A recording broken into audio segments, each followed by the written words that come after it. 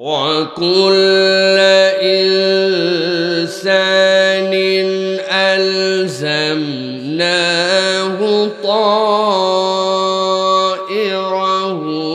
في عنقه ونخرج له يوم القيامة كتابا يلقاه منشورا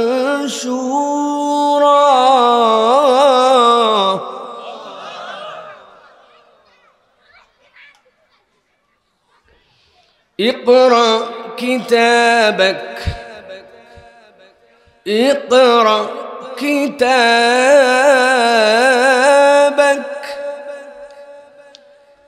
اقرأ كتابك كفى بنفسك اليوم عليك حسيبا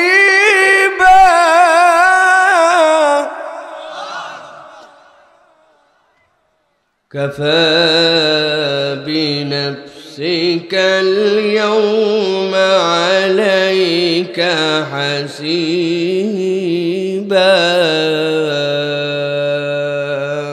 আমার ভাইজানেরা কেমন আছেন আপনারা? এই সিজনে অনেক প্রোগ্রাম করছি, সেই সেপ্টেম্বরের 1 তারিখ থেকে মোটামুটি প্রোগ্রাম করছি। আমার এই সিজনে এটাই হচ্ছে দিনের বেলা প্রথম মাহফিল। আরও মাহফিল আছে, কিন্তু এই সিজনে দিনের বেলা আমি সচরাচর একদিনে একটা প্রোগ্রাম রাখি। তো এই জন্য আমি দিনাজপুরে আসলে এটা আপ্লুত হই, এবং আমার দিনাজপুরে আসার দিনের প্রোগ্রামের অভিজ্ঞতা আমি বিভিন্ন জায়গায় শেয়ার করছি যে আলহামদুলিল্লাহ এখানকার মানুষ নিজেদের কাজ, দুপুরের ব্যস্ততা, মাঠে কি পরিমাণ এখন মানুষের হাতে কাজ, সবগুলো রেখে কোরআন শোনার জন্য আসে। এটা দিনাজপুরের মতো এইরকম আগ্রহী শ্রোতা বাংলাদেশে খুব কম আছে আলহামদুলিল্লাহ। এটার জন্য কি লাগে? এটার জন্য কলিজার মধ্যে ঈমান লাগে।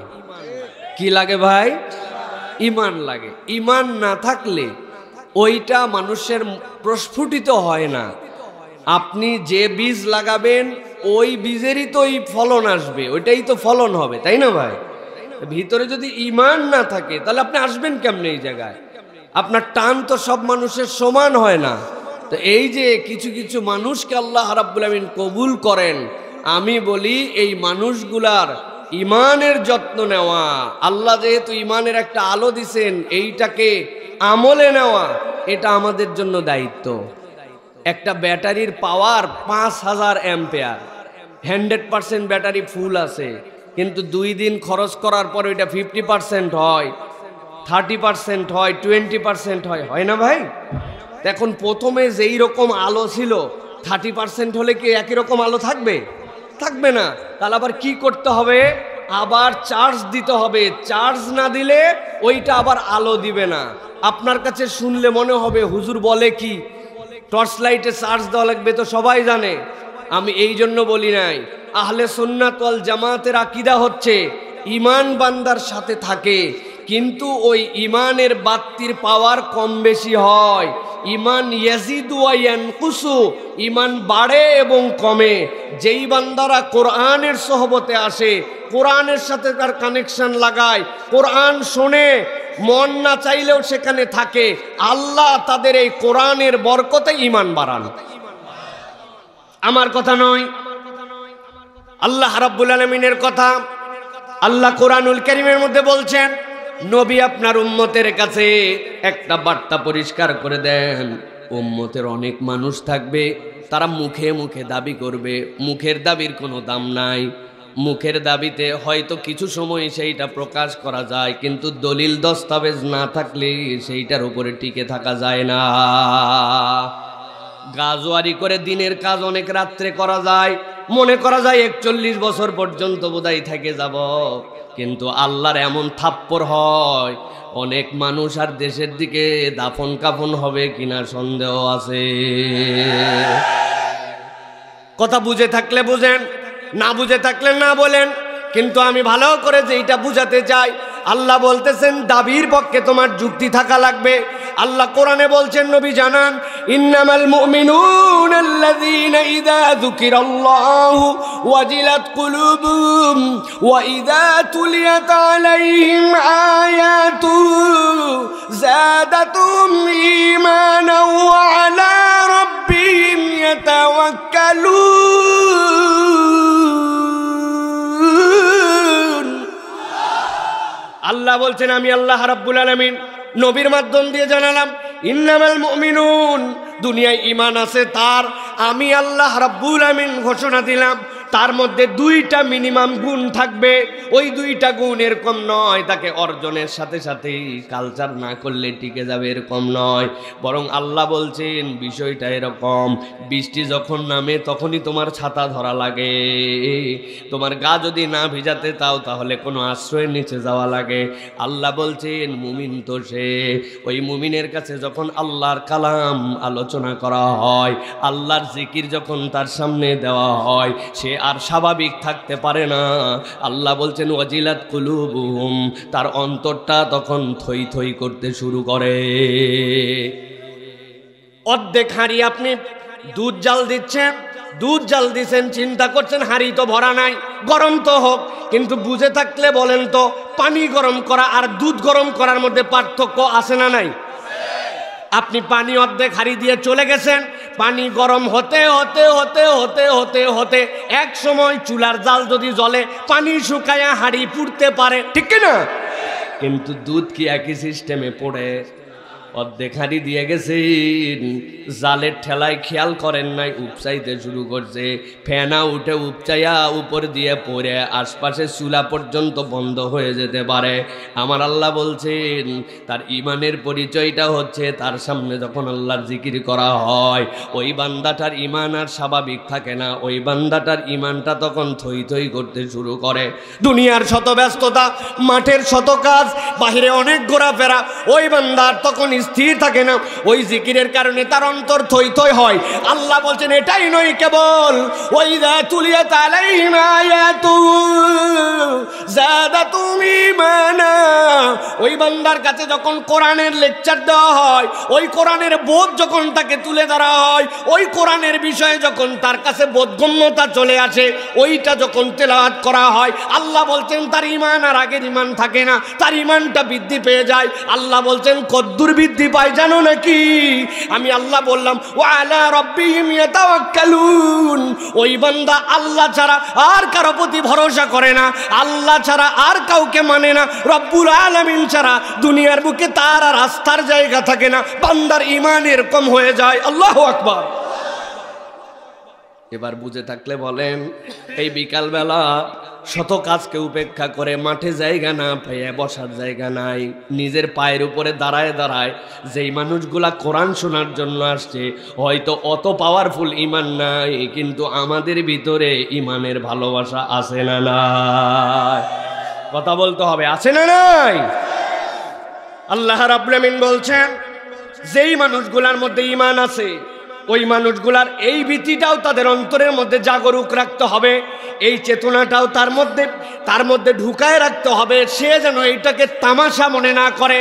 কেন আল্লাহ বলতেছেন এই কথা? আল্লাহ সূরা বানী ইসরাইল এর 13 এবং 14 নম্বর আয়াতের মধ্যে বলছেন ওয়া কুল্লু ইনসানিন আলসামনাহু তায়রাহু ফি উনুকি। আল্লাহ বলছেন দুনিয়াতে যত মানুষ আমি পয়দা করলাম, দুনিয়াতে যত মানুষ আমি সৃষ্টি করলাম, বুঝে থাকলে বলবেন, না বুঝলে উত্তর দিবেন না। দুনিয়াতে আপনি আমি কি আপনার আমার ইচ্ছায় আসছি? অনেকেই বলে আর চললেও ইচ্ছা ছিল না, আইসে গেছে, আছে না? আপনার ইচ্ছায় যদি আসে তাইলে আপনি কোন মন্ত্র পড়ে সোল আনছেন? দুনিয়াতে এরকম অসংখ্য মানুষ আছে 20 বছর বিয়ে হয়েছে, বাচ্চা হয় না, আপনি দয়া করে তারে একটু মন্ত্রটা জানান তো। কি কথা কি?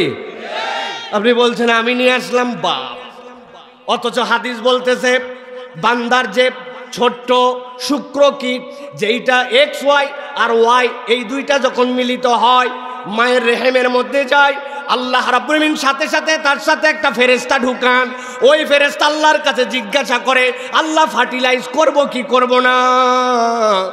আপনি বীজ দিতে পারেন, কিন্তু ফার্টিলাইজ হবে কি হবে না এইটা নির্ধারণ করার ক্ষমতা আল্লাহর। আল্লাহ বলছেন দুনিয়াতে যত মানুষ আছে ওই মানুষকে আমি আমার ইচ্ছায় প্রেরণ করেছি। আল্লাহ যদি ইচ্ছা করতেন আপনাকে আমাকে শুয়োর বাঁদর বানাতে পারতেন কিনা? পারতেন তো না ভাই? নাকি আন্দোলন করতাম আমরা দিনাজপুরের কাটারি ভোগ চালের এলাকার লোক, সারা দেশে চাল সাপ্লাই বন্ধ করে দিব, মানুষ বানানাই লাগবে, তাই তো নাকি? আমি মাঝে মাঝে বলি মানুষ তো অনেক দূরের কথা, অনেক মা বোনেরা এখানে আলোচনা শুনতেছে আমার। মাঝে মাঝে মহিলাদের মাথার মধ্যে দেখবেন খুব চুলকায়। এক মহিলা আর এক মহিলাকে ডেকে বলে, বুবু দেখ তো মাথার কি অবস্থা। দেখে কয় হায় হায় উকুনে শেষ।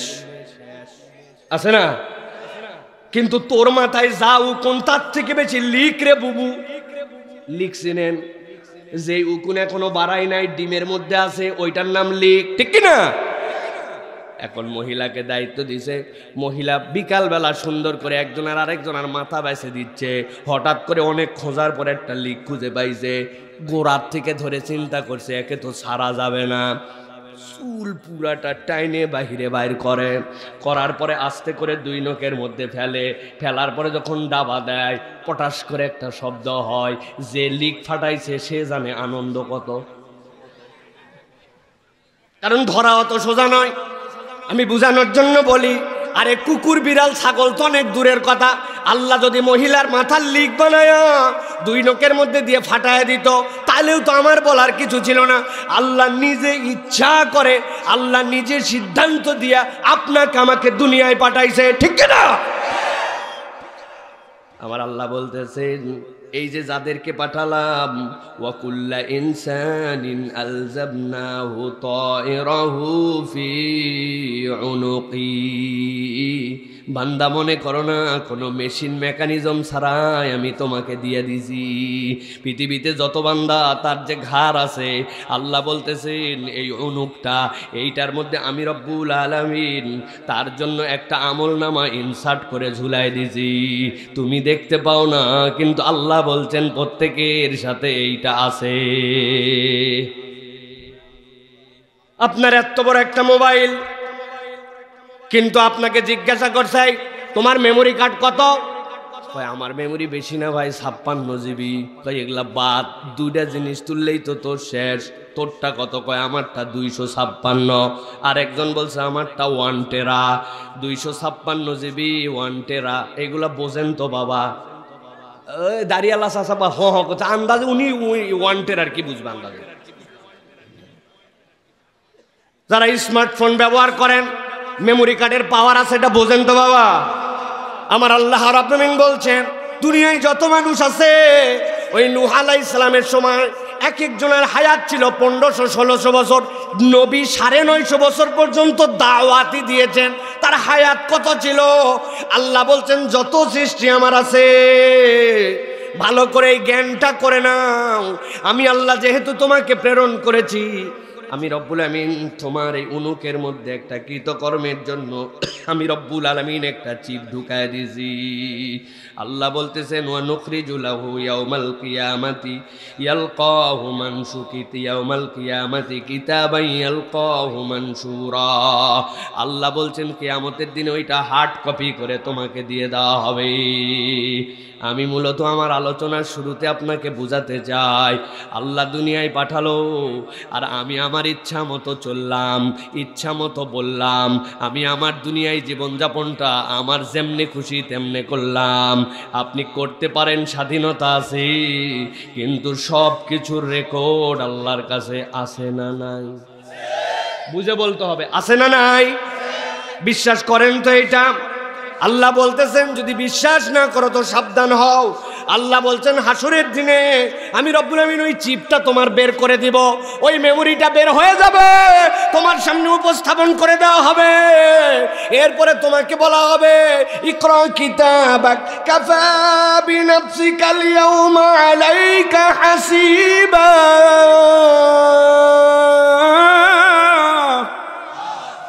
আল্লাহ বলছেন আজকে কোনো তোমার জজ সাহেব লাগবে না, ব্যারিস্টার সাহেব লাগবে না, আজকে তুমি তোমার কিতাব পড়ো, তুমি তোমার হিসাবের জন্য যথেষ্ট হবে। কেমনে কেমনে?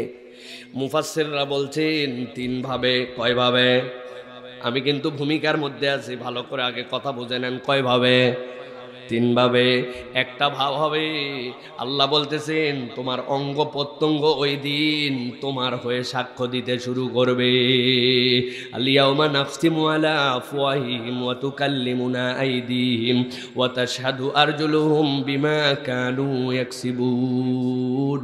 তুমি সকালবেলা একদিন প্রাইভেট পড়ার জন্য রওনা হয়েছিলে, এত কুয়াশা, দিনাজপুরের দিকে ঠান্ডা বেশি, কুয়াশাও বেশি, কিন্তু প্রাইভেটের সময় সকাল 8টা, তখন পর্যন্ত সূর্য ওঠে নাই।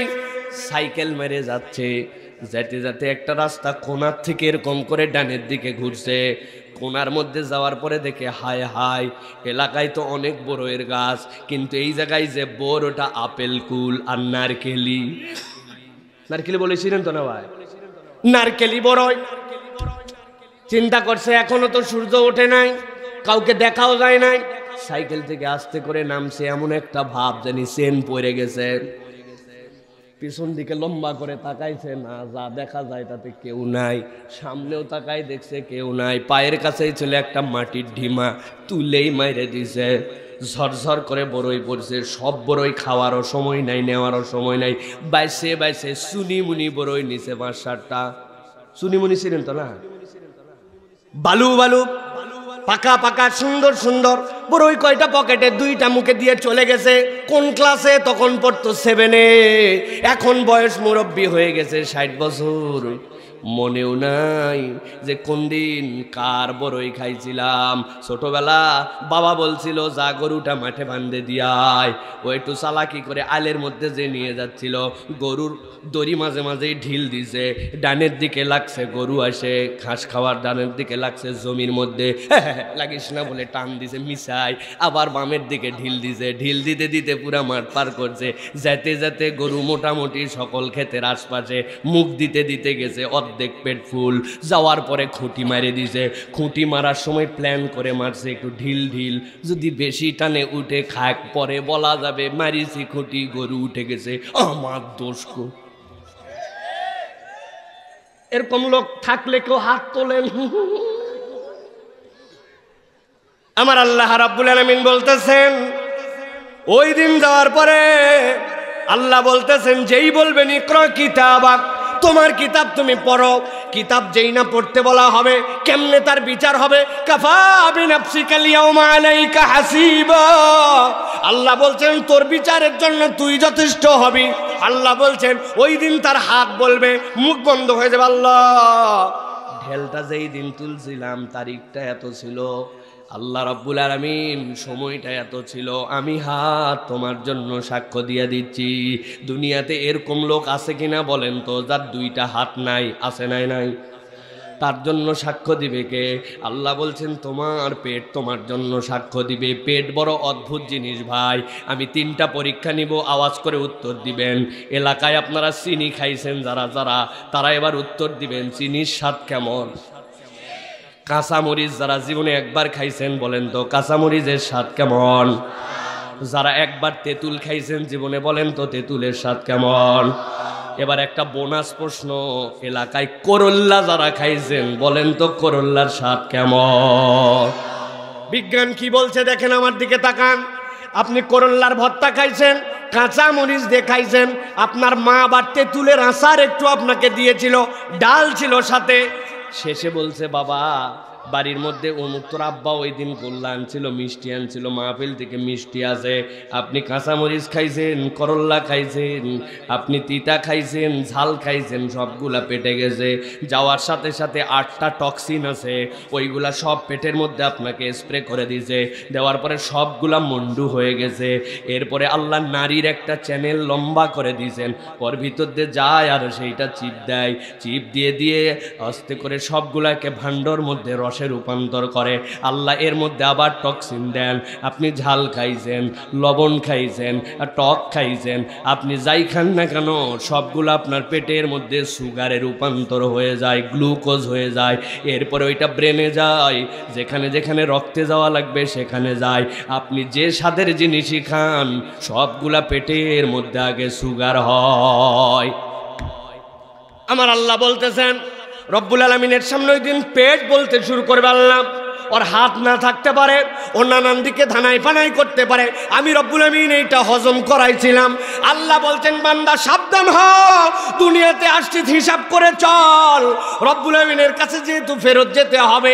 আল্লাহ বলছেন, ওই দিন তোর বিপক্ষে যদি তোর হাত সাক্ষ্য দেয়, তোর বিপক্ষে যদি তোর চোখ সাক্ষ্য দেয়, তোর বিপক্ষে যদি তোর পা সাক্ষ্য দেয়, ওই দিন তো তোর আর বাঁচার কোনো উপায় থাকবে না, ঠিক না? দ্বিতীয় একটা সাক্ষ্য দিবে ভয়ঙ্কর, এই জমিন আপনার আমার বিপক্ষে সাক্ষ্য দিতে শুরু করবে। যেই জমিনের উপরে ঘুরলাম ফিরলাম, যেই জমিনের উপরে আবাদ করলাম, ওই জমিন যদি বিপক্ষে যায় মুসিবত আছে কিনা? এই চাচা, শীতের দিন এত সকালে আপনি মাঠে যাচ্ছেন, কি ব্যাপার? বলছে, বাবা রোদ উঠলে আমি আর কাম করা পারি না। কি জন্য মাঠে যাচ্ছেন আপনি? যাচ্ছি বাবা একটুখানি জমির কাজ আছে, সাইজ সুইজ করা, এই জন্য যাচ্ছি। আসলে মুরব্বির টার্গেট অনেক সময় ভিন্ন থাকে। উনি কোদাল নিয়ে উনার জমিতে যায়, উনার পাশের জমিওয়ালা এখনো আইল কাটে পারে নাই, উনি আইল কাটার নাম করে 4 আঙ্গুল জমি একটু ঠেলতে চায়, এলাকায় নাই। এটা কথা বলেন আপনারা? আপনার 1 বিঘা, ভালো করে খেয়াল করেন, 1 বিঘা জমির খাজনা আছে, খারিজ আছে, সিয়ার আছে, এসার আছে, সবগুলো আপনার হালাল। কিন্তু যে 4 আঙ্গুল আপনি দিচ্ছেন, হয়তো সব মিলে 10টা গোছও লাগাতে পারেন নাই, কিন্তু এই 10টা গোছ যেটা উঠছে ওইটা আপনি জানতেন আমার জমির অংশ নয়। ওই হারামটা হালালের সাথে যেই না মিশে যাবে, আল্লাহ বলতেছেন, কাফা বিনাফসিকা আল-ইয়াউমা আলাইকা হাসিবা। ওই দিন জমি যদি আমার বিপক্ষে দাঁড়ায় যায়, তাইলে বলেন তো বিপদ আছে না নাই? আমার আল্লাহ রাব্বুল আলামিন এই জন্য বলতেছেন, দুনিয়ার মানুষ, তুমি এই যে বিকালবেলা এত বড় আয়োজন, এত সুন্দর প্রোগ্রামে কেন আসলে? কোরআনটা তোমার কেন শুনতে হবে? আল্লাহ বলছেন, মান ইহতাদা ফাইন্নামা ইয়াহতাদি লিনাফসিহি ওয়া মান দাল্লা ফাইন্নামা ইয়াদিল্লু আলাইহা ওয়া লা তাজিরু ওয়াজিরাতু ইজরা উখরা।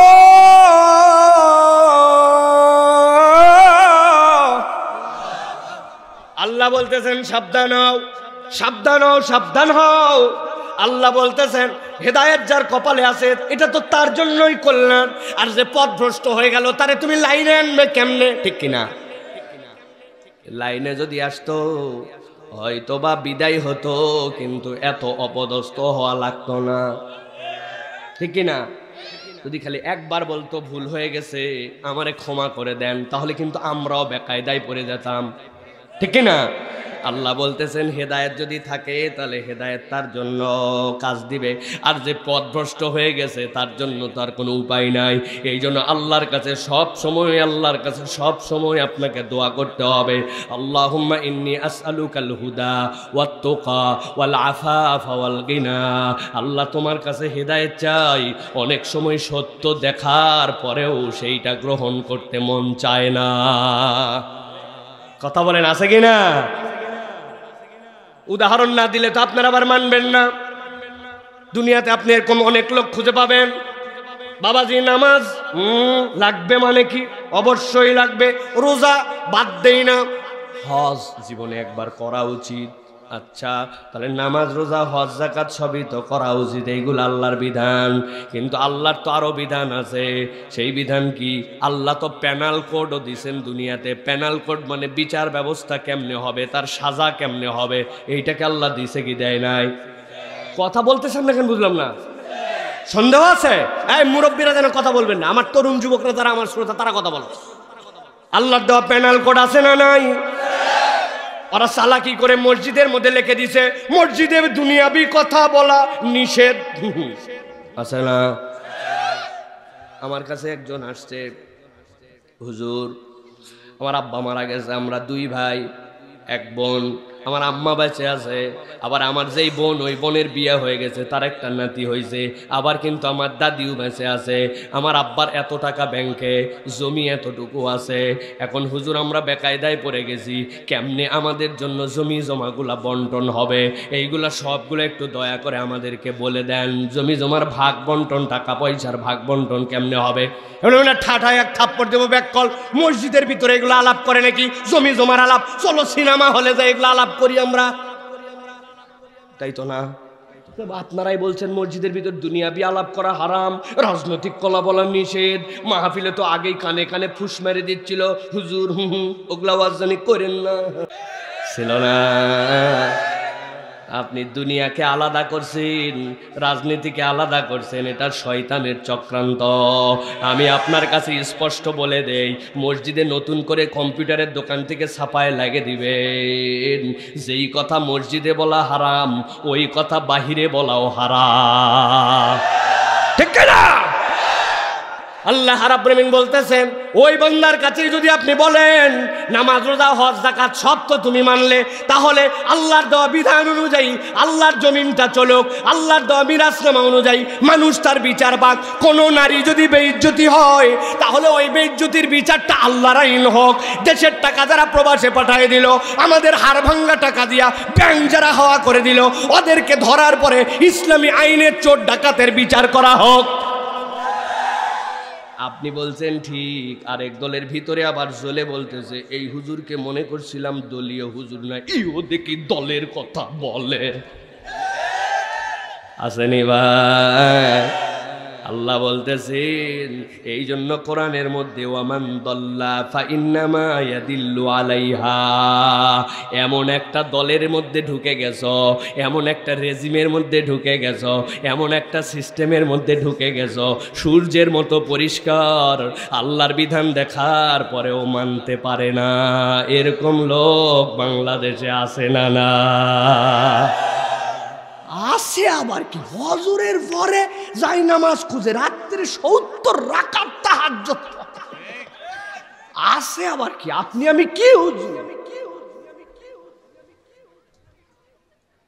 আল্লাহ রাব্বুল আলামিন বলতেছেন, নবী আপনি জানায় রাখেন, নবী আপনি জানায় রাখেন, এই আয়াতে কারিমাটা মুখস্থ করেন। আল্লাহ বলতেছেন, দুনিয়ার মানুষকে বলে দেন, ওয়ামা কুন্না মুআযযিবিনা হাত্তা নাবআসা রাসূলা, দুনিয়ার কোন জাতির কাছে আমি আযাব পাঠাই নাই যতক্ষণ পর্যন্ত তার কাছে সতর্ককারী প্রেরণ করি নাই। আল্লাহ বলতেছেন, প্রত্যেকের কাছে রসুল প্রেরণ করা হয়েছে, হাত্তা নাবআসা রাসূলা। কেউ যে বলতে পারবে না আল্লাহ আমি বুঝি নাই, আমাকে জানানো হয় নাই। আল্লাহ বলছেন, নবী অথবা নবীর প্রতিনিধি তাদের কাছে গেছে। এখন অ্যামাজনের জঙ্গলে কোনো একটা লোক আছে, মাঝে মাঝে আমরা দেখি না এরকম ডিসকভারিতে বিভিন্ন জায়গায়, জামা কাপড় পরতে জানে না, কান ফুটা করতে করতে কান এত বড় করছে, গলার মধ্যে কি লাগাই দিয়ে দিয়ে গলায় 1 হাত লম্বা করছে, দেখছেন? গায়ের মধ্যে দাগ দিয়ে কাটে। তাদের কাছে কথার কথা দাওয়াত যায় নাই, কথার কথা, তাহলে তারা কেমনে মুক্তি পাবে? আল্লাহ হাসরের দিন বোবাদেরকে যেরকম সামনে আনবেন, ও বোবা তুই কানে শুনতি না, তুই মুখ দিয়ে বলতে পারতি না, আল্লাহ তাকে জিজ্ঞাসা করবেন, তার তো একটা অন্তর ছিল, বলতো তোর আল্লাহ কোথায়, তোর রব কোথায়? ওই লোক যদি শাহাদত আঙ্গুল তুলে একবার উপর দিকে দেখায় দেয় আমার আল্লাহ উপরে, আল্লাহ এইটাকেই হেদায়েত হিসাবে গ্রহণ করে তারে মাফ করে দিবে।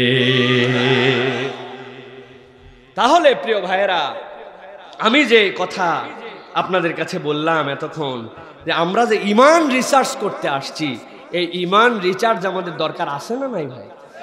আছে না? কত সময় পার করি কত দিক দিয়া, কিন্তু আমাদের ঈমানের হাল কি এটা দেখার মতো we have not enough time, আমাদের কোনো সময়ই নাই। আমরা ইচ্ছা মতো ঘুরি, ইচ্ছা মতো আমরা চল, কিচ্ছু লাগবে না, বসেন ভাই। এর আগে এলাকায় ওয়াজ করছি না, আমার বলা আছে না, আমার ওয়াজ শুরু হল, কোনো সাফা কিচ্ছু নেই, এই কাশি আমার চলবে, ওয়াজও চলবে, কোনো সময় নষ্ট করার কারবার আমার কাছে না। তাহলে আমরা কোরআনুল কারীমের আলোকে 3টা সিদ্ধান্তে আসলাম এই মুহূর্ত পর্যন্ত। ঈমান বাড়ে কমে, ওই ঈমানকে চার্জ দিতে হবে, ঠিক তো ভাই? আমরা আমাদের নিজের ইচ্ছায় আসি নাই, আল্লাহর ইচ্ছায় দুনিয়ায় আসছি, ঠিক তো ভাই?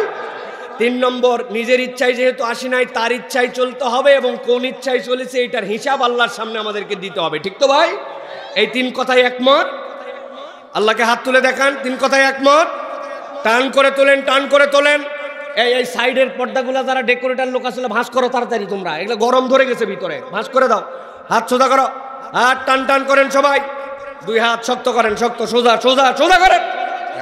হাত নামান, নামায় আবার তোলেন, সোজা সোজা একসাথে সোজা। একটা হাত যেন বাদ না থাকে। পেস্ট কালারের শার্ট, কি ব্যাপার? হাত সোজা করছেন সবাই, টান করেন, গলাটা পরিষ্কার দেন।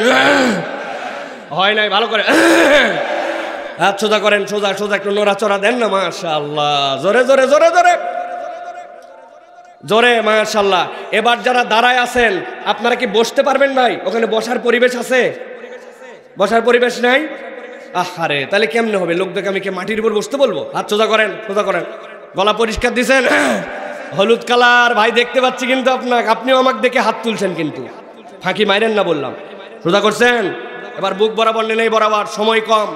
আমরা এবার একটা তাকবীর দিয়ে জানাতে চাই যে আজকের মাঠে কোনো জায়গা নাই, আল্লাহর কোরআন পাগল জনতা আজকে এখানে আসছে, আর কতকগুলো অপদার্থ এখনো আছে যারা বাইরে বাইরে ঘুরতেছে। তোমাদের আসার দরকার নাই, এই আল্লাহু আকবারের স্লোগানের সাথে তোমাদের সম্পৃক্ত হওয়ারও সুযোগ নাই, কিন্তু আমরা একটু আওয়াজ করে আল্লাহর জন্য একটা ধ্বনি দিতে চাই। পারবেন ইনশাআল্লাহ? যারা পারবেন তারা বলেন আল্লাহুম্মা আমিন, আর যারা পারবেন না তারা বলেন আল্লাহুম্মা আমিন। এই যে আমিন দুই দিকে আছে।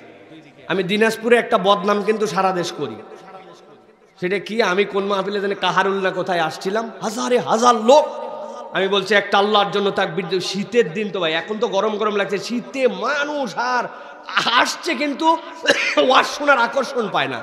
অনেক পাম দিছে, আল্লাহর জন্য একটা তাকবীর দিতে হবে, সেই রকম পাওয়ার বলে রে পাম দিয়ে বলছি লিল্লাহে তাকবীর। সামনে এক মুরব্বী বসা ছিল কাহারুলের, ওই চাচা উত্তর দিছে আল্লাহ। ওইটা দেখে আমি ওই দিন থেকে এই গল্প করি সারা দেশ যে ভাই ফাম দিয়া কাম দিলের থেকে আসা লাগবে, দিলের থেকে না আসলে ফাম দিয়ে কাম হবে না। আমরা একটা আল্লাহর জন্য একটা তাকবীর দিতে চাই। রাজি আছেন সবাই?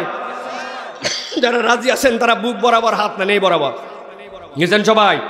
আমি যখন লিল্লাহে তাকবীর বলবো, জীবন থাকলেই কি গেলেই কি, এইরকম আওয়াজ করে হিম্মত করে একটা তাকবীর দিতে হবে, আকাশ বাতাস মুখরিত করে আল্লাহু আকবার বলে হাত উপর দিকে ছুঁড়ে দিতে হবে। রেডি সবাই? রেডি? ফাঁকিবাজ যারা যারা আছেন হাত তোলেন, যারা ফাঁকি মারবেন। নাই কেউ, দেখি ইনশাআল্লাহ। এবার আকর্ষণে একটা তাকবীর দেন, লিল্লাহে তাকবীর,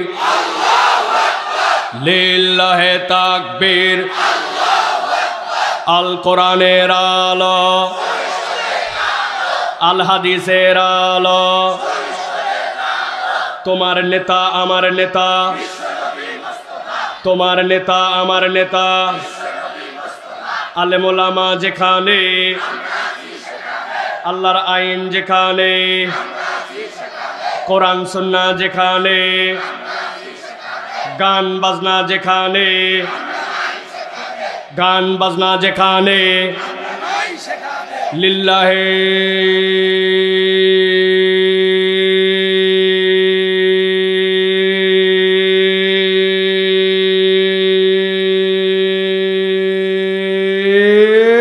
তাকবীর। মাশাআল্লাহ মাশাআল্লাহ। শয়তান আছে আর দিনাজপুর সদর পার, ঠিক কিনা? তাহলে আমরা কোরআনুল কারীম শোনার জন্য আসছি। আমি অনেক দীর্ঘ কথা বলছি, বাকি আরো কিছু কথা বলবো মাগরিবের আগ পর্যন্ত। চলবে তো ভাই? চলবে তো ইনশাআল্লাহ? চলেন তাহলে এবার একদম সংক্ষেপে মূল বিষয়ের মধ্যে ঢুকে যাব। তাহলে আমরা আল্লাহর সামনে দাঁড়াবো, আল্লাহর ইচ্ছায় এসেছি, আমাদের ইমানের পাওয়ার বাড়াতে হবে, এই 3 কথাই আমরা একমত, তাই তো? এখন কিছু ডোজ আপনাকে দিতে চাই, কিছু মেডিসিন আপনাকে বলে দিতে চাই, যেইগুলো আমাদের জীবনে প্র্যাকটিস থাকলে এই 3 জায়গাতেই আমরা আল্লাহ রাব্বুল আলামিনের সামনে ইজিলি আমাদের চার্জ বাড়াই নিয়ে, ইমান বাড়াই নিয়ে আল্লাহর সামনে আনন্দ চিত্তে আমরা যেন দাঁড়াতে পারি। আজকে আপনাদের কাছে এরকম 5টা ডোজের কথা বলবো। কয়টা? সবাইকে বলতে হবে একসাথে, কয়টা? হাত সবগুলা ওঠে নাই। আপনার হাতে তো লাল কেন ভাই?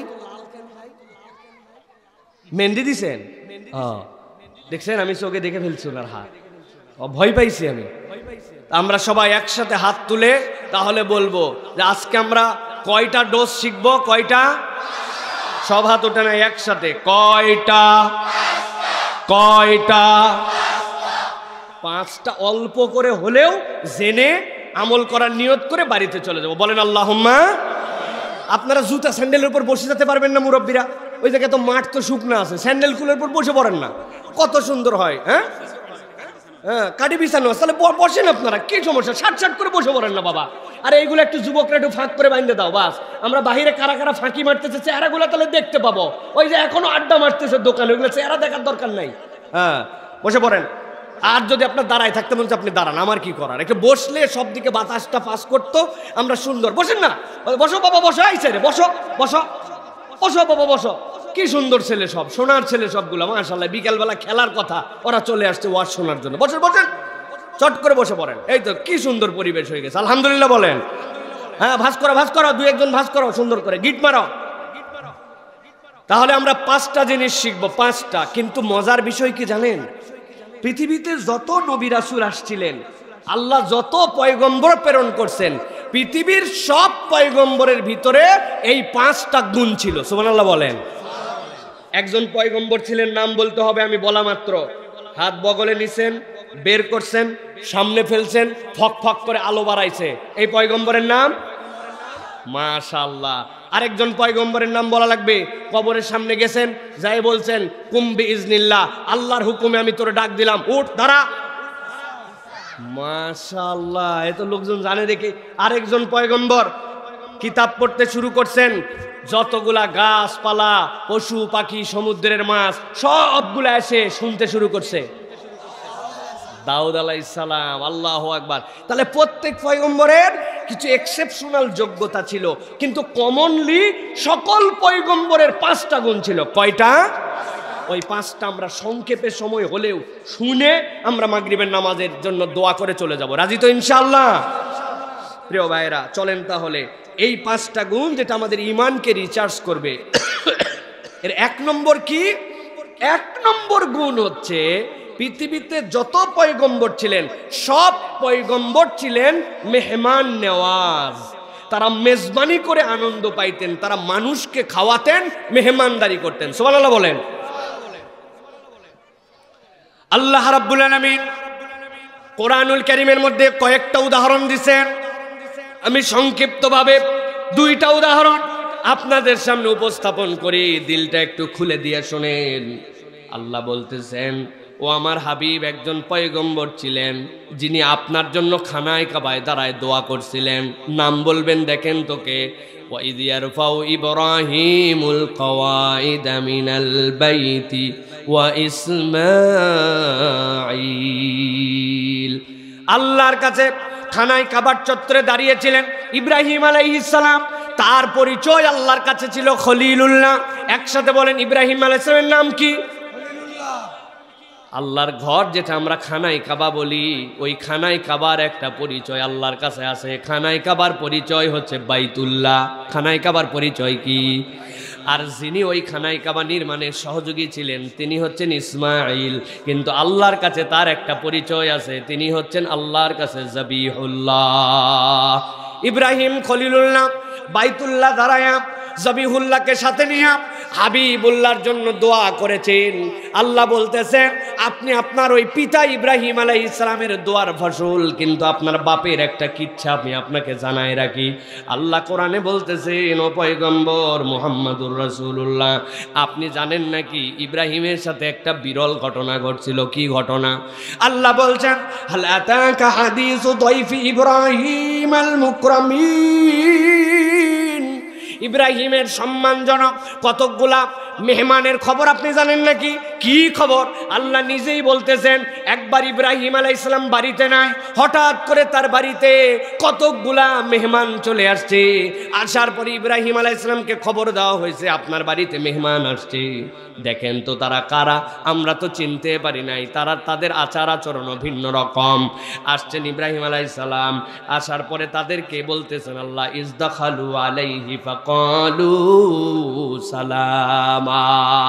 ইব্রাহিম আলাইহিস সালাম যেই না বাড়িতে ঢুকছেন, যারা মেহমান তারাই আগেই বলছে আসসালামু আলাইকুম। ইব্রাহিম আলাইহিস সালাম আগে সালাম দিতেন, কিন্তু ওই দিন তারাই আগে সালাম দিয়ে দিছে, আসসালামু আলাইকুম বলছে। বলার সাথে সাথে ইব্রাহিম আলাইহিস সালাম তাদের দিকে তাকাইছেন, চেহারাগুলা দেখি তো, চেহারা ভালো করে দেখছেন, দেখে দেখেন একটু অবাক তো, এই মানুষগুলা তো আমার এলাকার হলে আমি চিনতাম, আবার এই মানুষগুলা যদি সফর করে আসতো তাহলে তো চেহারার মধ্যে তাদের সফরের চিহ্ন থাকতো। ঘোড়ার পিঠে করে আসছে দূর থেকে, তার মানে আমি চিনি না। সফরের চেহারার মধ্যে ক্লান্তি থাকবে, ধুলাবালি থাকবে, কাপড় ময়লা থাকবে, চিনিও না তাদেরকে, আবার আমার এলাকারও নয়, আবার সবার আগে আমাকে সালাম দিয়ে দিছে। ইব্রাহিম আলাইহিস সালাম সাথে সাথে তাদেরকে উত্তর দিছেন, কল সালামুন কওমুম মুনকারুন। ইব্রাহিম আলাইহিস সালাম বলতে শুরু করলেন, তাদের প্রতি সালাম যাদেরকে অপরিচিত, যাদেরকে আমি চিনি না। ঠান্ডা মাথায় খেয়াল করেন, ইব্রাহিম আলাইহিস সালামের কাছে আসলো, আসার পরে তারা সালাম দিল। ইব্রাহিম আলাইহিস সালাম বললেন, অপরিচিতদের জন্য আমি সালাম দিয়ে দিলাম। ইব্রাহিম আলাইহিস সালাম এরপরে বললেন, আপনারা একটু বসেন। আমরা মাঝে মাঝে বলি না, একটু অপেক্ষা করেন, আমি আসতেছি। ইব্রাহিম আলাইহিস সালাম তাদেরকে অপেক্ষা করতে বললেন। বলার পরে আল্লাহ বলতেছেন, ফাজাগা ইলা আহলিহি, আমার ইব্রাহিম পরিবারের কাছে চলে গেল। কিন্তু পরিবারের কাছে এমনি এমনি ইব্রাহিম যায় নাই, যাদেরকে চেনে না, যেই মানুষগুলার সাথে তার পরিচয় নাই, নিজের আত্মীয় স্বজন নয়, বউয়ের বাড়ির আত্মীয় স্বজন নয়, এই অপরিচিত মানুষের জন্য ইব্রাহিম ভিতরে গেল।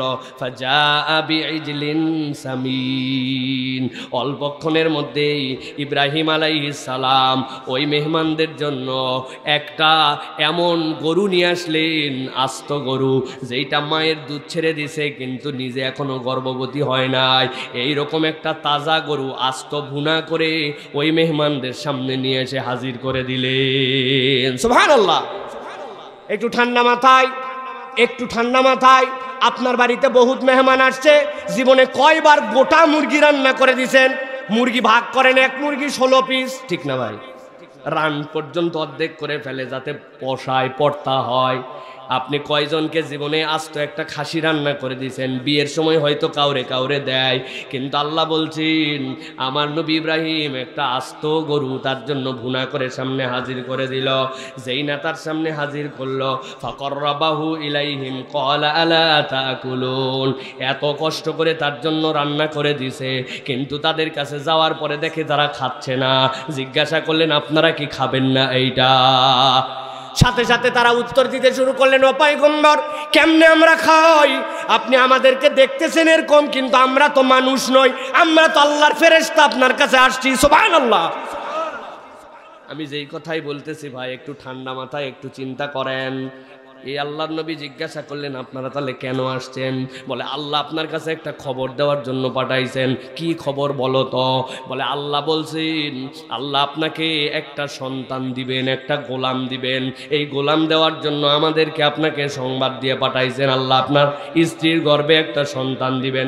সাথে সাথে ইব্রাহিম আলাইহিস সালাম বলেন, কি আশ্চর্য কথা, আমি বুদ্ধ হয়ে গেছি, 90 বছর আমার বয়স, আমার বইয়ের কবেই তো মাসিক বন্ধ হয়ে গেছে, মিন্স বন্ধ হয়ে গেছে, মিন্স বন্ধ হলে তার আবার বাচ্চা হবে কেমনে? তুমি কি খবর নিয়ে আসছো? থামেন, থামেন পয়গম্বর, আল্লাহ বলে পাঠাইছেন কাযালিক, এরকম করে আপনার সন্তান হবে। প্রিয় মুসলমান, ইব্রাহিম আলাইহিস সালামকে আল্লাহ একটা গোলাম দিলেন, তার নাম ইসমাইল আলাইহিস সালাম। আল্লাহ তো ফেরেশতা পাঠায় ডাইরেক্ট দিয়ে দিতে পারতেন, কিন্তু কেন আগে বললেন? একটা মেহমান আসলো, ইব্রাহিম আলাইহিস সালাম তার জন্য অনেক বড় আয়োজন করলো। এই আয়োজনের পরে তার জন্য ফেরেশতারা ঘোষণা দিল। মুফাসসিররা বলতেছেন, একটা বৃদ্ধ মানুষের সন্তান হওয়া যেরকম অবাস্তব, একটা প্রৌঢ়া মহিলা তার জন্য সন্তান হওয়া যেরকম অসম্ভবের মতো বিষয়, কিন্তু আল্লাহ সম্ভব করেছেন। আল্লাহ তার আগে মেহমানদারির বিষয়টা উল্লেখ করেছেন। তোমার জীবনে যদি কোনো অসম্ভবকে সম্ভব করতে চাও, নিজের জীবনে যদি অফুরন্ত বরকত পেতে চাও, আল্লাহর কাছ থেকে যদি নাজ নিয়ামত পেতে চাও, আল্লাহ বুঝাইছেন পয়গম্বরকে দিয়ে, যার সাথে মেহমানদারি আছে আল্লাহর পক্ষ থেকে তার জন্য অসম্ভবকেও সম্ভব করার রাস্তা আছে। সুবহানাল্লাহ। এই যে ছোট বাচ্চাটা হারাই গেছে, হ্যাঁ, এই যে আপনার বাচ্চা ছোট্ট একদম বেবি, সে নিজের পরিচয় দিতে পারে না, হাতের মধ্যে একটা বেলুন নিয়ে আসে। দেখেন এখনকার বাপ মার কি অবস্থা, চিন্তা করছেন আপনি? এইটুক বাচ্চারে থুইয়া উনি কেমনে হারায় গেল, এটা কোনো কথা হলো? হ্যাঁ, আপনি একটু সতর্ক হন। বাচ্চা কাঁদে নাই এখনো, মেয়ে বাচ্চা, এসে পরিচয় দিয়ে 2000 টাকা এখানে স্টেজে জমা দিয়ে তারপরে বাচ্চা নিয়ে যাবে, ঠিক আছে না? কেমন আপনার অসতর্ক আপনি? আপনার একটা মাসুম বাচ্চা নিজের পরিচয় দিতে পারে না, হাতের মধ্যে বেলুন ধরাই দিয়েছে, আর ওনার খবর নাই, ডান বাম নাই, কিচ্ছু নাই।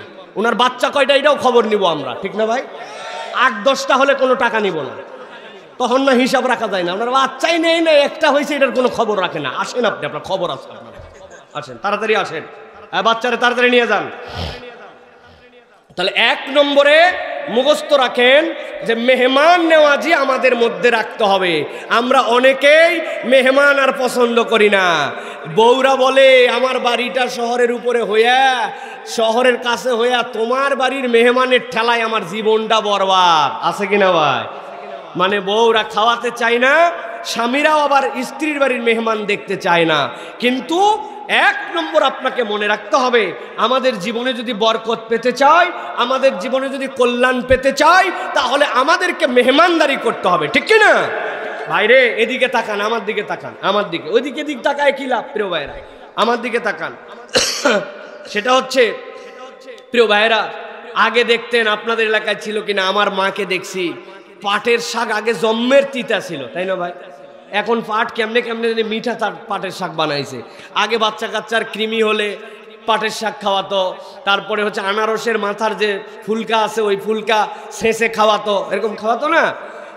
আমাদের বাড়িতে পাটের শাক রান্না হয়েছে, আম্মা বলছে যে পাশের বাড়িতে দিয়ে আসো। আমি চিন্তা করছি, আল্লাহ, এই তিতা জিনিস ভালো মানুষ দেয়, সেমাই দেয়, পায়েস দেয়, কিন্তু মানুষে কোনোদিন পাটের শাক অন্য বাড়ির দেয় নাকি? আম্মা বলছে বেশি কথা বলবি না, এই সিজনে প্রথম রান্না যেটা হয়েছে ওইটাই আমি পাঠাচ্ছি। আগে আশপাশে পাঠায় দেওয়া, নিজের ফল ফসল, ডাব পেয়ারা যতটুকু হোক আশপাশে দেওয়া ছিল।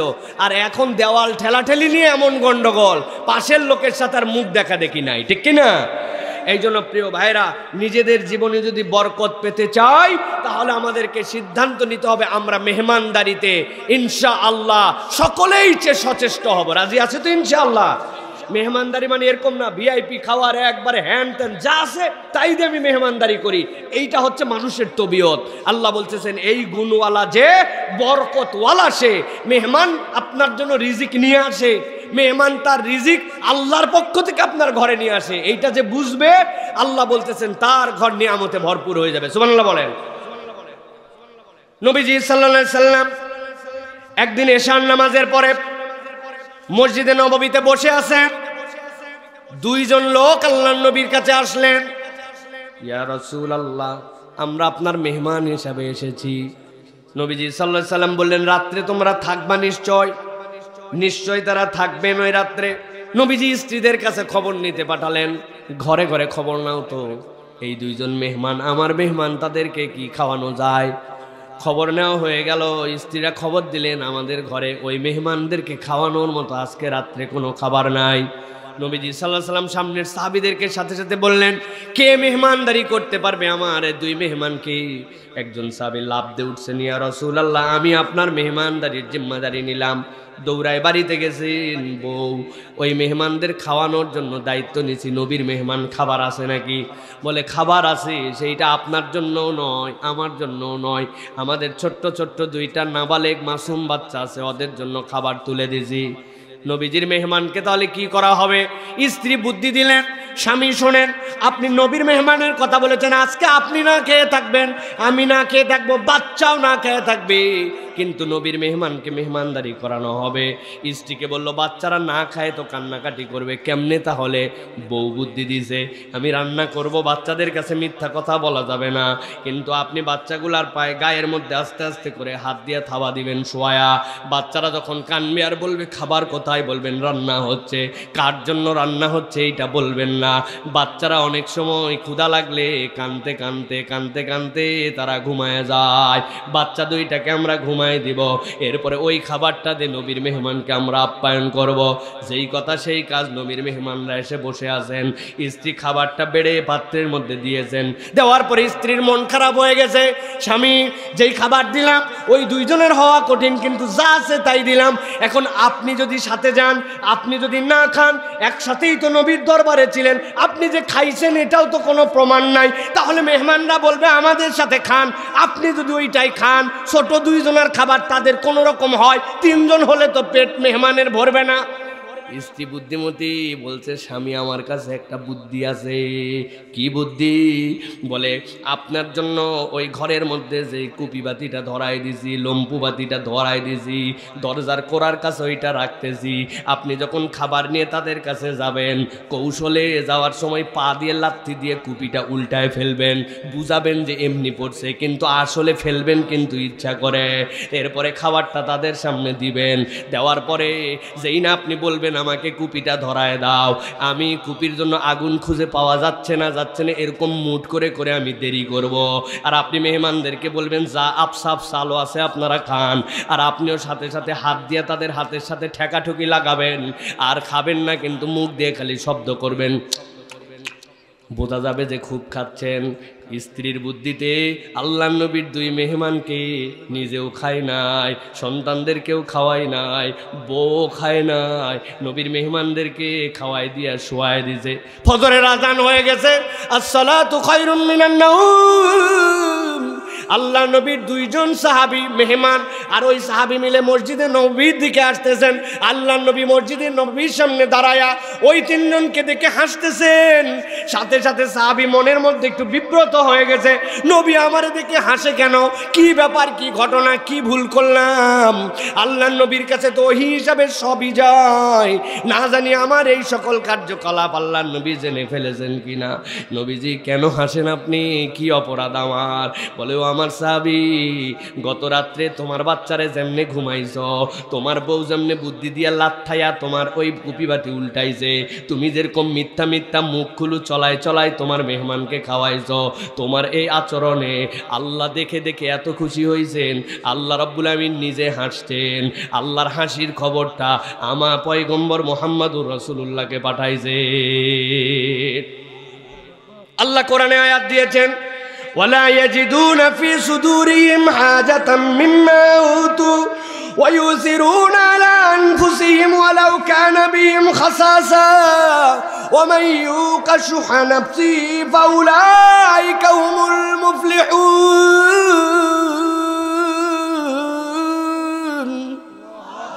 আল্লাহ বলতেছেন, মনে করো না তাদের পেটে ক্ষুধা ছিল না, তাদের চাহিদা ছিল না, মনে করো না বুক ভর্তি খিদা, সন্তানের কান্না, সবগুলাকে উপেক্ষা করেছে, নিজের উপরে তার মেহমানকে প্রায়োরিটি দিয়েছে।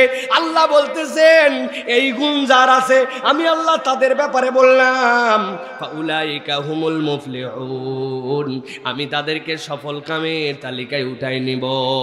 ও ভাই, এই জন্য আপনার কাছে বলে যায়, ঈমান বাড়ানোর অনেক আমল আপনি পাবেন, কিন্তু নবীওয়ালা আমলটাও করার চেষ্টা করেন। বিভিন্ন অজুহাতে সুতায় অসুতায় মানুষকে খাওয়ান, মেহমানদারি করেন, আপনার সংসারে, আপনার পরিবারে, আপনার স্বামীর হায়াতে আল্লাহ বরকত দিয়ে দিবেন। সুবহানাল্লাহ। পারবো তো ইনশাআল্লাহ ভাই? সংক্ষিপ্ত সময়, 2 নম্বরে দুনিয়ার মানুষের শ্রেষ্ঠ গুণ যেইটাতে তার ঈমান রিসার্চ হয়ে যায়, নবী বলছেন সেইটা হচ্ছে পৃথিবীর সব পয়গম্বর ক্ষমাকারী ছিলেন। মানুষের ভুল ধরে ধরে, খুঁত ধরে ধরে তার পিছে লেগে লেগে সেইটা জানায় জানায় এইটা মানুষের চরিত্র হতে পারে না, মানুষ মানুষকে ক্ষমা করে দিবে, এইটাই হচ্ছে মানুষের চরিত্র। সুবহানাল্লাহ।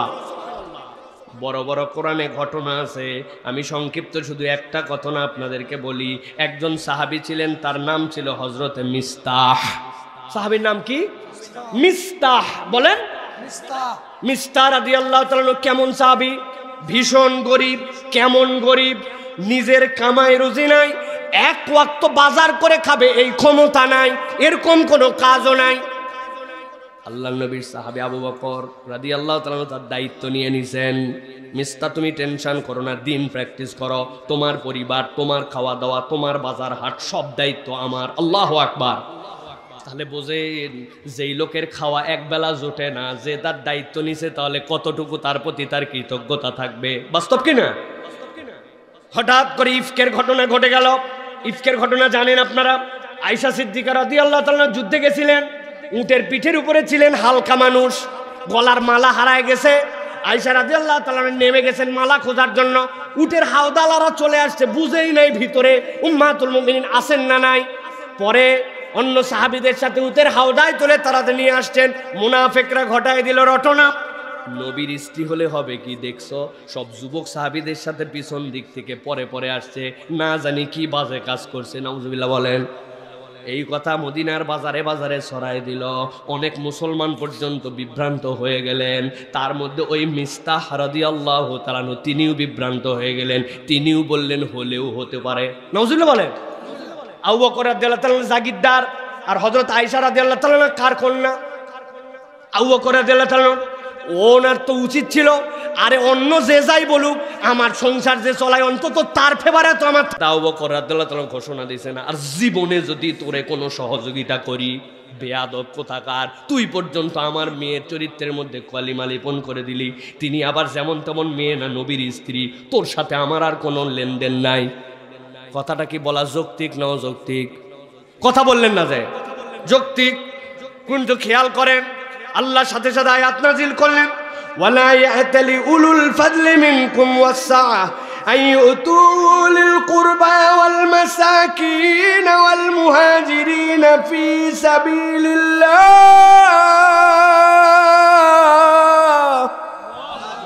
আল্লাহ ঘোষণা দিলেন, কোন ইমানদার, কোন মুহাজির, কোন আল্লাহর বান্দাদের এরকম করা উচিত না যে সে কোনো উপকার করছে সেইটারে নিয়ে আবার সে এখন পিক আপ দিয়ে ভাব নিচ্ছে, তোমার এই উপকার করছিলাম, তুমি আমার এরকম করলে। আল্লাহ বলছেন ইমানদারের চরিত্রটা কেমন হবে? ওয়ালিয়াফু ওয়ালিয়াসফাহু, উপেক্ষা করো, তারে মাফ করে দাও। যার মেয়ের নামে ব্লেম দেয়, যার বাজার করা ছাড়া চলে না, আল্লাহ বলতেছেন ওয়ালিয়াফু ওয়ালিয়াসফাহু, সে ভুল করলেও তুমি সেটা উপেক্ষা করো, তুমি তাকে মাফ করে দাও। এরপরে আল্লাহ সবচেয়ে সাংঘাতিক কথাটা বলেছেন, আলা তুহিব্বুনা আইয়াগফিরাল্লাহু লাকুম আল্লাহু গফুরুর রহিম। তুমি কি চাও না যে আল্লাহ তোমাকে মাফ করে দেন? যে আল্লাহর কাছে ক্ষমা চাই, দুনিয়াতে তাকে ক্ষমা করা শেখা লাগবে। 25 বছর আপনার জন্য রান্না করছে বউ, একদিন একটু ঝাল লবণ কম হয়ে গেছে, আপনি বউয়ের গুষ্টি তুলে, তার বাপের গুষ্টি তুলে গালাগালি করেন। এরকম স্বামী অনেকগুলো আছে না ভাই? কারা কারা তারা হাত তোলেন? আছে খালি বলতেছে, কারা হাত তোলেন দেখি। কথায় কথায় বউরে গালি দেয়, যে বউরে গালি দেয় সে একটা অসভ্য মুসলমান, অসভ্য মুসলমান। যেই পুরুষ বউয়ের গায়ে হাত তোলে সে হচ্ছে একটা নিকৃষ্ট ইনসান। আল্লাহ তারে আপনার তত্ত্বাবধানে দিছে, আপনি তার তত্ত্বাবধানের সম্পদকে আপনি মারতেছেন। আপনি ওরে রান্না শিখান নাই, ও বাপের বাড়ির থেকে রান্না শিখে আসছে। আপনি বাড়িতে এনে ওকে কাপড় ধোয়া শিখান নাই, উনি বাপের বাড়ির থেকে বাপের খাইয়ে শিখে আসছে। ঘর গুছানো আপনি শিখান নাই, মায়ের কাছ থেকে ঘর গুছানো শিখে আসছে। আপনি রেডিমেড একজনকে পাইছেন, এখন যদি তার ভুল হয় আপনাকে উপেক্ষা করতে হবে, বুঝাতে হবে। তার গায়ে হাত তোলেন, তারে গালাগালি করেন, এটা কখনো উত্তম মুসলমানের গুণাগুণ হতে পারে না, ঠিক না? উল্টাটাও আছে, আবার অনেক মহিলা আছে, ওরে কলিজা কাইটে দিলেও বলবে পুরা কলিজা দেয় নাই, লাগে আছে একটু গোস্তের সাথে, আছে না? 22টা লিস্ট ধরাই দিছে বাজারের, সব নিয়ে আসছেন। আল্লাহর কাম, ভাগ্য খারাপ আপনার, শুধুমাত্র নারিকেলের তেলটা আনতে ভুলে গেছে। পুরা লিস্ট চেক আপ করে বলছে 22 বছর তোমার সাথে সংসার করে কি পাইলাম? এক বোতল নারকেলের তেল না পাইয়া স্বামীর 22 বছর গোষ্ঠী উদ্ধার। আছেন এরকম কতগুলা মহিলা? আপনি যত দামি শাড়ি কিনেন, বলছে পাশের ভারীর ভাবিরটা ওরকম ভাই হয় না। দুনিয়ার সব পুরুষ ভালো, খালি স্বামী খারাপ, তাই না? খবরদার, খবরদার। আল্লাহ এই জন্য বলছেন তোমার চরিত্র হবে ক্ষমা করার মানসিকতা, মানুষকে মাফ করে দাও, ক্ষমা করে দাও। এই চরিত্র যার আছে ঈমান তার বাড়বে। এটা 2 নম্বর কথা, সংক্ষেপ করি। আল্লাহ বলতেছেন এরপরে মানুষের মধ্যে অভূতপূর্ব 4টা গুণ থাকা উচিত।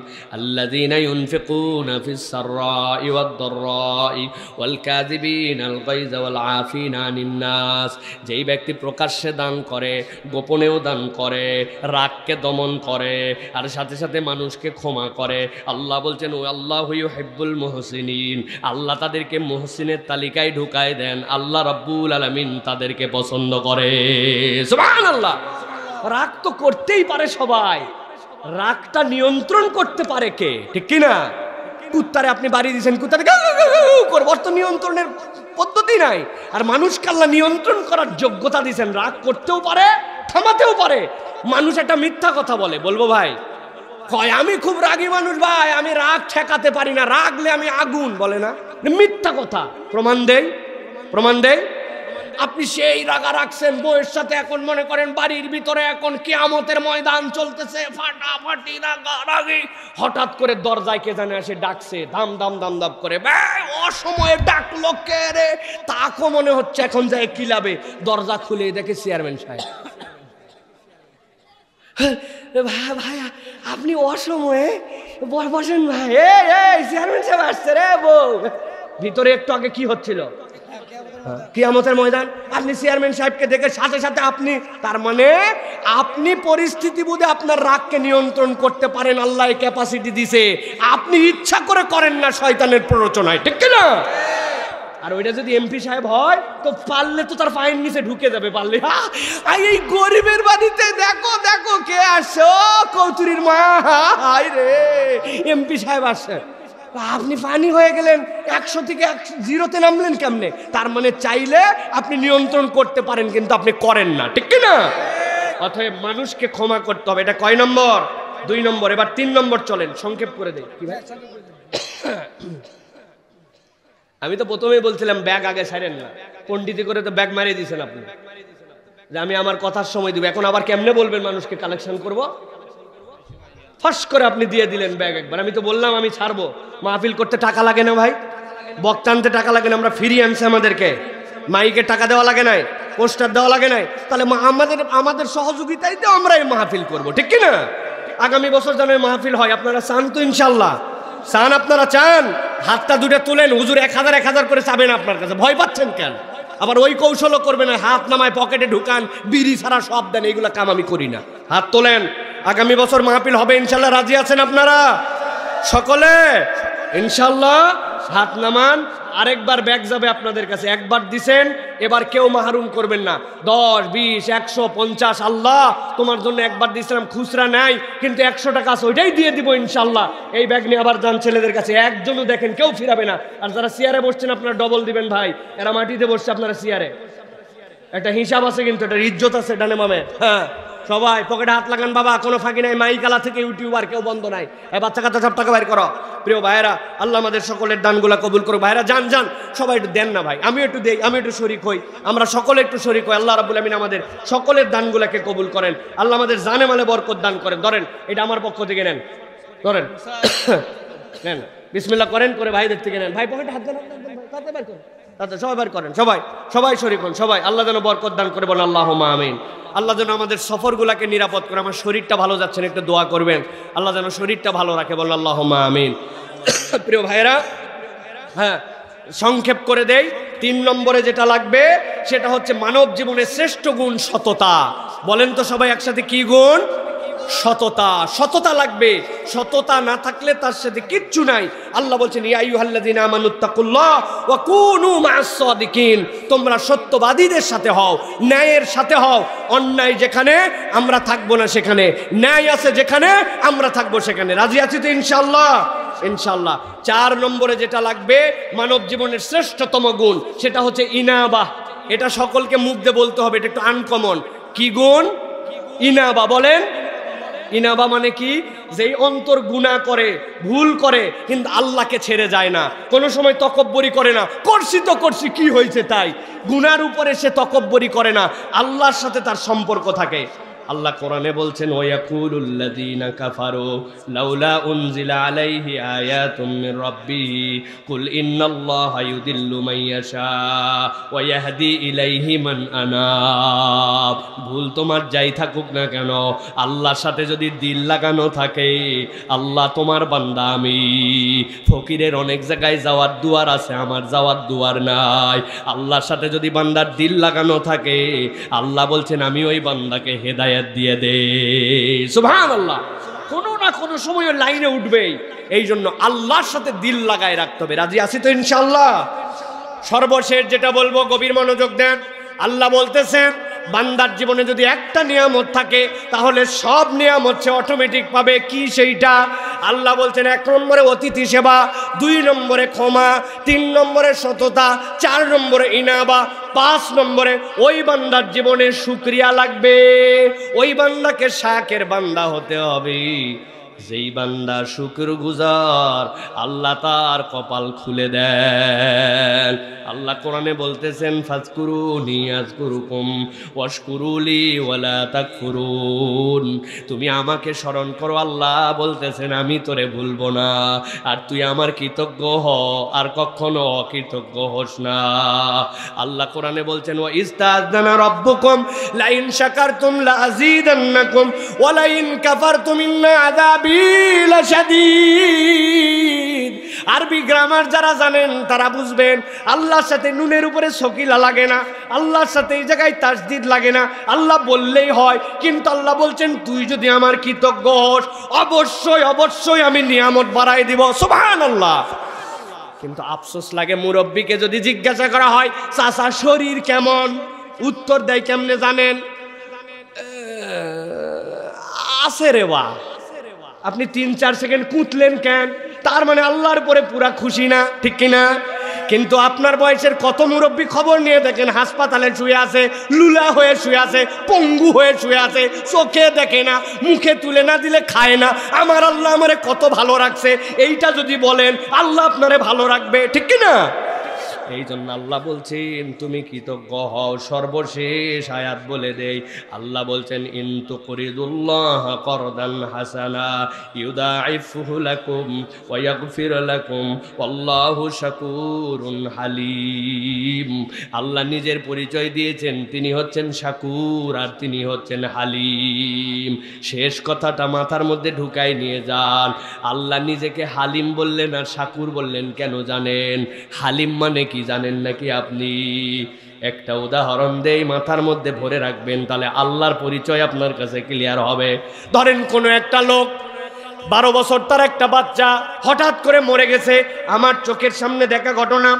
12 বছর বিয়ে করছে, বাচ্চা হয় না।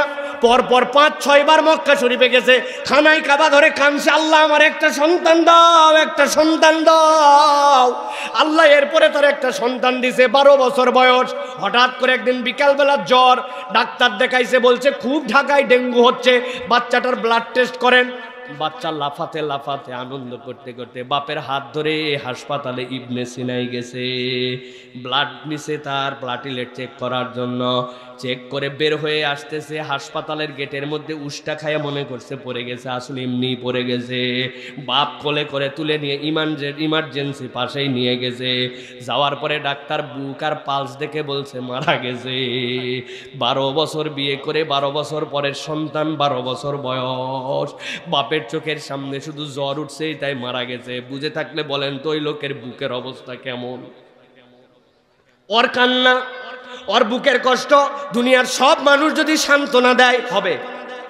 আমার সাথে দেখা, আমি তারে বলতেছি ভাই আপনার জন্য আমার কলিজাটা পুড়ে যাচ্ছে, বুকটা ফাটে যাচ্ছে, আহারে এই কষ্ট আপনি কেমনে সহ্য করবেন?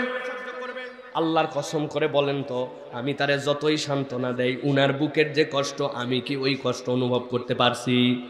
না, আমি ওই কষ্ট অনুভব করতে পারি নাই। কিন্তু জেনে রাখেন আল্লাহ পরিচয় দিয়েছেন, তোমার রব হচ্ছে শাকুর, তোমার রব হচ্ছে হালিম। আল্লাহ বলতেছেন বান্দা তো বুকের কষ্ট যত যেমন, ওইটা যিনি জানেন তিনি হচ্ছেন হালিম। তোর যাবতীয় কষ্ট তুইও যা অনুভব করিস বরাবর সেইটা আল্লাহ বুঝ বুঝতে পারেন, এই জন্যই তার নাম হালিম। আর শাকুর মানে কেউ যদি আল্লাহর জন্য কৃতজ্ঞ হয়, আল্লাহ 100% ওই কৃতজ্ঞতার হক তারে আদায় করে দেন। এই জন্য দয়া করে অনুরোধ, আল্লাহর নিয়ামত অনুভব করে করে কৃতজ্ঞ হন। আল্লাহ তুই কত কানা লোক আছে আমারে কানা বানাস নাই, আল্লাহ কত লোক বোবা আছে আমারে বোবা বানাস নাই। রব তোর কৃতজ্ঞতা কেমনে আদায় করব? আমার সারা নখের উঠে প্রত্যেক বৃহস্পতিবার করে নখ কাটা লাগে, কিন্তু 3 বছর 2 বছর বয়সে দাঁত উঠে গেছে, তুই আমার দাঁতরে এই জায়গায় থামাই দিলি। দাঁত তো আর বাড়লো না, নখ বেড়ে যায়। গোফ না কাটলে আমার সৌন্দর্য নষ্ট হয়ে যায়, কিন্তু এখান থেকে মাত্র 4 আঙ্গুল উঁচু ভুরু আছে, ওই ভুরুর লোম তো কাটা লাগে না। একই জায়গার থেকে আসলো, ভুরু বাড়ে না, গোফ বেড়ে যায়, চুল বাড়ে, নখ বাড়ে, কিন্তু আমার দাঁত বাড়ে না। আল্লাহ তোর কেমনে আমি কৃতজ্ঞ হব? আল্লাহ আমার তো উপায় নাই, কিন্তু আমি তারপরেও তোর কৃতজ্ঞতায় সালাত আদায় করি, দান খয়রাত করি, ভালো কাজ করি, অন্যায়ের বিপক্ষে থাকি, আল্লাহর আইনের পক্ষে থাকার চেষ্টা করি। আল্লাহ বলতেছেন তোর রবকে তুই শাকুর পাবি, তোর রবকে হালিম পাবি। রাজি আছি তো ইনশাল্লাহ? এই 5টা কাজ করবো তো ইনশাল্লাহ? আল্লাহ আমাদেরকে দ্বীনের উপরে, ইমানের উপরে থাকার তৌফিক দান করেন। আজকের এই চমৎকার আয়োজনে যারা শরীক হলেন, যারা আসলেন, যারা কথা শুনলেন, যারা দান খয়রাত করেন, আল্লাহ সকলকে বাড়ায় দেন। আমার প্রিয় ভাই এই যে রওশন রুবেল ভাই,